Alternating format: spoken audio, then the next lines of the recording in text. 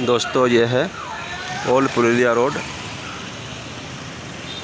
यहाँ पर वारिस कॉलोनी का रोड है और यहाँ पर महालीन भी इस तरफ में है।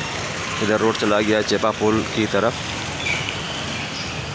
यहाँ पर Hind industrial technical institute, the चाय कॉर्नर, और आगे में देखिए अल रहमान होटल। यहाँ पे ये green valley road number 9, Farheen mobile. ये MS roots enterprise, Bharat restaurant, Sano tiles, आगे में रॉयल बेकरी,